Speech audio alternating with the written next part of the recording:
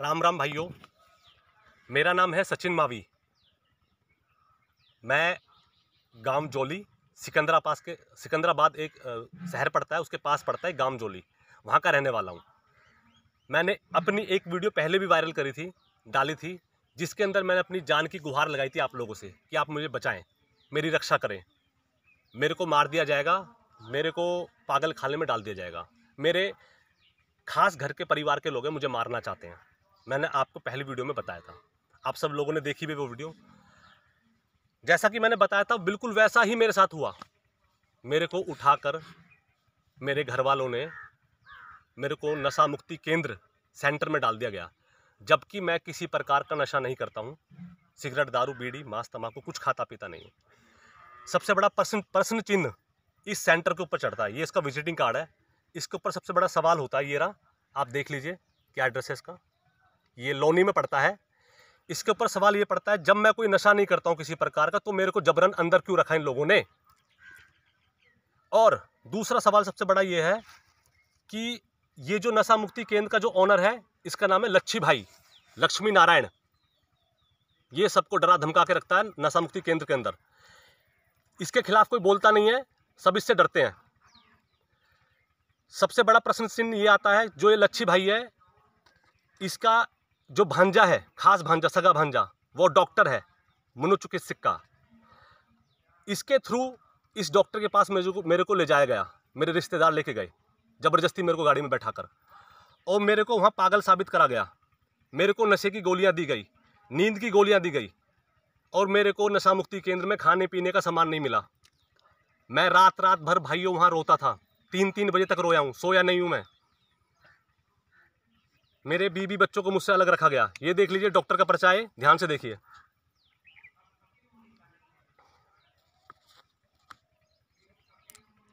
देख लिया आपने, आईडी भी है लच्छी भाई की, ये भी देख लीजिए। जो जिनका नशा मुक्ति केंद्र है उनका है। और भाइयों, ये वो दवाई है नशे की जो मेरे को दी जा रही थी, ये देख लीजिए। मेरे को सेंटर में डाल दिया था, छुपा दिया था, ये भी देख लीजिए। भाइयों, अगर वो पहली वाली वीडियो अगर वायरल नहीं होती तो मेरा निकलना इम्पॉसिबल था। जैसे ही वो वीडियो वायरल हुई, वो वीडियो हमारे रिश्तेदारों में नहीं देखी काफ़ी लोगों ने, और बाकी जैसे आप यूजर भाई हैं उन्होंने भी देखी।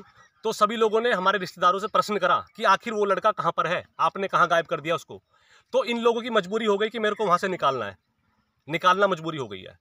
तो इनका प्लान था मेरे को 6 दिन निकालने का, क्योंकि भाइयों जो डॉक्टर की अगली विजिटिंग डेट थी ना, वो 6 तारीख है। ये देखिए 6/7/2021 तारीख देख लीजिए, 6/7/2021 इसमें लिखा हुआ है स्पष्ट। तो मेरे को निकाला गया था 1 तारीख को, और 6 तारीख को दोबारा मेरे को डॉक्टर के पास ले जाते हैं, और वहाँ से दोबारा मेरे को नशा मुक्ति केंद्र में भर्ती करवा रहे थे लोग। और इस बार लंबा प्रोसेस था इनका, काफ़ी महीने के लिए मुझे डाल देते हैं अंदर। और बड़ी बात नहीं है, ये गुजर लोग हैं, मैं गुजर बिरादरी से हूँ, तो ये दबंग है, पैसों से मजबूत है, लड़ाई झगड़े से मजबूत है, बदमाशी से मजबूत हैं ये लोग, हर चीज़ से मजबूत है। लेकिन भाई मैं अकेला हूँ, मैं अकेला इंसान हूँ, मैं किसी चीज़ से मजबूत नहीं हूँ, पैसे से मजबूत नहीं हूँ, आपको खुल के बता रहा हूँ, पैसे से मजबूत नहीं हूँ, ठीक है। ये दबंग है, पैसों से लड़ाई झगड़े में आ गए हैं। मैं एक चीज़ से मजबूत हूँ, अपने माँ की वचनों से मजबूत हूँ। मेरी माँ ने अंतिम समय, मरते समय एक ही बात बोली थी कि बेटा सच पे टिका रहियो और पीछे मत हटियो पीछे। माँ ने कहा कि बेटा कभी जीवन में झूठ मत बोलियो, सच पे चलियो। क्योंकि भाइयों, मुझे पता है कि जिस मार्ग पे मैं चल रहा हूँ, मुझे पता है कि मेरे साथ ये लोग कुछ भी कर देंगे, लेकिन मुझे उस ऊपर वाले पे भरोसा है। क्योंकि कहते हैं जिसका कोई नहीं होता ना संसार में, उसका ऊपर वाला होता है। क्योंकि कहते हैं कि उस साहिब के हुक्म बिना नहीं तरवर पात हिलनता, उस मालिक के हुक्म के बिना पेड़ का पत्ता भी नहीं हिलता है। भाइयों, वही मेरे को चला रहा है, वो सच बुलवा रहा है, मैं पीछे नहीं हटूंगा। वैसे कि गर्दन कट जाए मेरी, मुझे मार के फेंक दें, मंजूर है, मर जाऊंगा, लेकिन झूठ के सामने अपना माथा नहीं झुकाऊंगा, इन राक्षसों के सामने झुकूंगा नहीं। मुझे मार दे कोई बात नहीं, डर नहीं है। आखिर ऐसा मेरा बाप क्यों कर रहा है मेरे साथ? क्यों रिश्तेदार मेरे बाप का सपोर्ट कर रहे हैं? मुझे रिश्तेदार क्यों नहीं समझ पा रहे हैं? मेरी वाइफ को आज 1.5 महीना हो गया है, उसको उसके घर पे भेज दिया गया है। मेरे को मेरी वाइफ से बात नहीं करने दी जा रही है। मेरे 2 छोटे छोटे बच्चे हैं, एक 5 साल का, एक 6 साल का, उनसे बात नहीं करने दी जा रही है। बच्चों से बात नहीं कर पा रहा हूँ। आखिर बाप को अपने बच्चों से अलग क्यों करा जा रहा है? बताएं मुझे, आखिर क्यों मेरी बीबी से मुझे अलग करा जा रहा है? क्या लालच है? मुझे बताइए, मेरे पिताजी को क्या लालच है जो वो इतना सब कुछ मेरे साथ षड्यंत्र कर रहा है? मुझे पागल क्यों बनाया जा रहा है? भाइयों, जैसे कि आपने पहली वीडियो में देखा था, मैंने बताया था आपको, वो बात मैं दोबारा रिपीट करना चाह रहा हूँ। मैंने अपनी वाइफ का नाम अपने हाथ पर लिखवाया था और मेरा नाम मेरी वाइफ ने अपने हाथ पर लिखवाया था। उसको देखकर आखिर मेरा बाप क्यों परेशान हो गया? और हम साथ में बैठ के खाना खाते हैं तो उसको क्यों परेशानी होती है?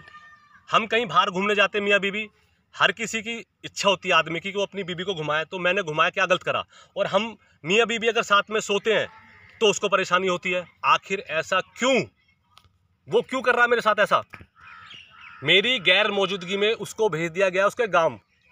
ऐसा क्यों करा मेरे बाप ने? क्यों कर रहा आखिर वो ऐसा? और आपको मैं खुलासा कर देना चाहता हूँ कि मेरे रिश्तेदार में सब लोग मेरे बाप का फेवर कर रहे हैं, सब उसकी बात पर चल रहे हैं, क्योंकि वो चाहते हैं घर की इज्जत घर में रहे, बाहर ना ओपन हो। लेकिन मैं सच बोलूँगा और कल किसी की बहन बेटी के साथ बलात्कार हो जाता है तो कल भी क्या किसी की बहन की इज्जत घर में रहेगी क्या? बताएं आप मुझे। मैंने सच बोल दिया, कोई गुनाह कर,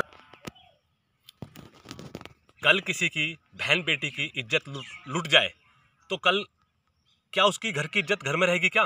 आप मुझे बताएं। आज मैंने सच बोल दिया, गुनाह कर दिया। 2 बच्चों का बापू मैं, 2 बच्चे हैं, दूध नहीं पी रहा हूं। क्या हमेशा मैं औरों की उंगली पकड़ के चलूंगा क्या? मुझे चलाएंगे समाज वाले लोग? मुझे नहीं पता अच्छे बुरे की।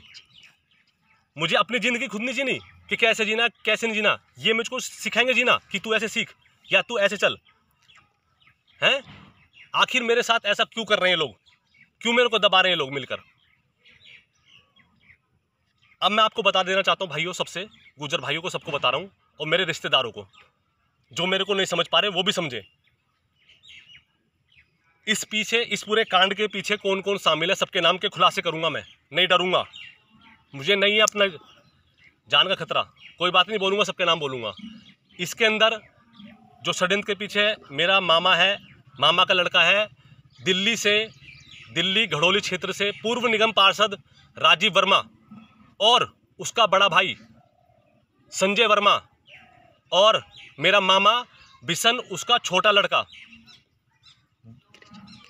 कृष्ण मामा है, उसका एक लड़का है परवीन वो, और मेरा बड़ा भाई नवीन मावी, जिसकी आपने पहले ऑडियो सुनी थी, पहले वाली वीडियो में, जो बता रहा था मेरे बाप के बारे में कि वो लड़कियों की छातियों पे हाथ लगाता था, वो नवीन। और नवीन भाई की पत्नी मेरी भाभी मंजू, मेरा बाप बच्चन सिंह, ये सब लोग इस षड्यंत्र में शामिल हैं। अब मैं बताता हूं मेरे साथ क्या कांड करा इन लोगों ने। बड़े ध्यान से और बड़े गौर से सुनना आप लोग। भाइयों, मेरे को मेरे बड़े भाई का फोन आया, उसने मेरे को झूठ बोलकर बुलाया, उसके ऊपर प्रेशर बना देगा मेरे बाप ने और बाकी लोगों ने मिलकर। मुझे बुलाया कि सचिन ऐसा ऐसा तेरे से मिलना, मुलाकात करनी है और पापा के बारे में कुछ वीडियो देनी है। वो जैसे कि उसने पहले एक ऑडियो मैंने आपको सुनाई थी उसकी, तो उन्होंने कहा एक और सबूत देना है। तो मैंने ठीक है भाई, मैं मिल लेता हूँ, आ जाता हूँ। अब जैसे ही मैं इसके पास जाता हूँ तो इसकी गाड़ी में मैं बैठ गया, तो अंदर बैठते क्या देखा कि अचानक से पीछे के 2 गेट खुलते हैं।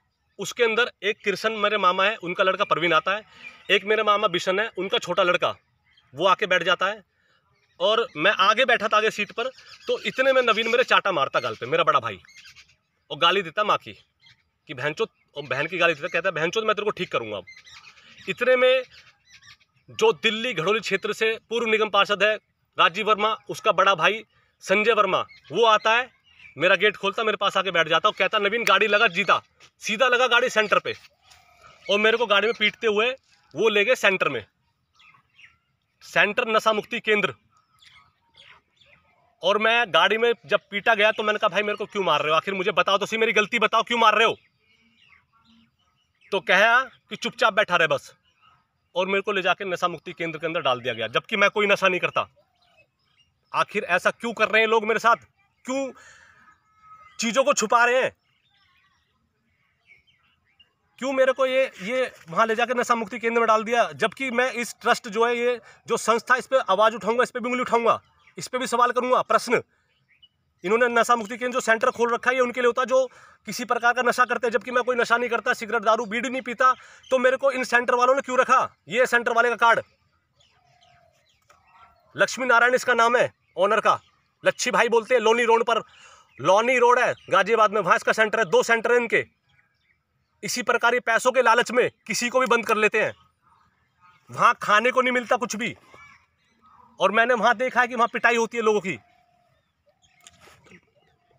डंडों से मारा जाता है, रोड से मारा जाता है, बहुत कुछ ऐसे काम करे जाते हैं, बहुत गलत काम होते हैं वहाँ पर। और दूसरी बात, वहाँ इस प्रकार से टॉर्चर करा जाता है कि बोतलों के ऊपर बैठा दिया जाता है, रोड पैरों में लगा के उसको टांग दिया जाता है, उसको डंडों से मारा जाता है। बहुत बुरा हाल है वहाँ सेंटर के अंदर। मेरे को वहाँ डराया गया, धमकाया गया, और मेरे को वहाँ से फिर इस जो जिसका ट्रस्ट है, क्या नाम है, सेंटर है नशा मुक्ति केंद्र, इसके ही जानने वाले हैं, इनके खास भांजा इसका खास डॉक्टर, मनोचिकित्सक का, दिमाग का डॉक्टर, वहाँ मेरे को ले जाया गया। ये इसका पर्चा है डॉक्टर का, दिखाता हूँ मैं आपको। भाइयों, जो कि मेरे साथ इन्होंने करा है, बहुत गलत करा है, ये आपको भी पता चल गया होगा। और भाइयों, मैं आपसे जैसे बात कर रहा हूँ ना, तो बात करते समय भी मैं इस समय पूरा शरीर मेरा काँप रहा है, कंपन कर रहा है, कमजोरी महसूस कर रहा हूँ शरीर के अंदर। क्यों कर पा रहा हूँ? क्योंकि मेरे को इन्होंने, जो डॉक्टर है, उससे जो दवाइयाँ दी हैं वो नींद की गोलियाँ हैं, नशे की गोलियाँ हैं, और मेरे को मारा गया है। घबराहट है शरीर में, कमजोरी है, खाने को नहीं दिया, खाना मांगता तो खाना नहीं मिलता।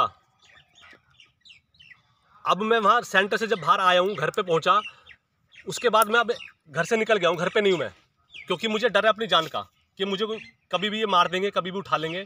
मैं एक अनजान जगह पर हूँ, घर पे नहीं हूँ उस समय भाइयों में, क्योंकि ये लोग मुझे ढूंढ रहे हैं मारने के लिए, और ये पैसों से मजबूत है, बदमाशी से मजबूत है, अच्छा पैसा है। भाइयों, जैसे कि मैंने जो पहली वीडियो बनाई थी ना, वो वीडियो जब वायरल हुई थी, उस समय मैं नशा मुक्ति केंद्र के अंदर था, सेंटर के अंदर। वो वीडियो वायरल होने के बाद ये जितने भी रिश्तेदार जिन्होंने मेरे को अंदर डाला था, ये परेशान हो गए, क्योंकि इनसे प्रश्न करे गए कि आखिर वो लड़का कहाँ पर है। तो इन्होंने जबरन मेरे पास आए नशा मुक्ति केंद्र पर, और इन्होंने मेरे से बोला कि दोबारा से तू एक वीडियो बना, और उस वीडियो में तू बोलेगा कि वो पहली वीडियो मैंने गलत बनाई थी, और मैं होश में नहीं था, और मैं दवाई खा रहा हूँ। मेरे को झूठ बोला गया, झूठ बुलवाया गया मुझसे। वो वीडियो, वो भी मैं अपलोड कर दूंगा, वो भी आप देख लेना। उस वीडियो को भी, जिसने नहीं देखी होगी उसको भी मैं डाल दूंगा। वो ज़बरदस्ती झूठ बोल के बनवाई गई थी। तो भाइयों, आखिर ऐसे लोग क्यों कर रहे हैं? मैं सभी भाइयों से कहना चाहता हूँ कि मेरे साथ अत्याचार हो रहा है।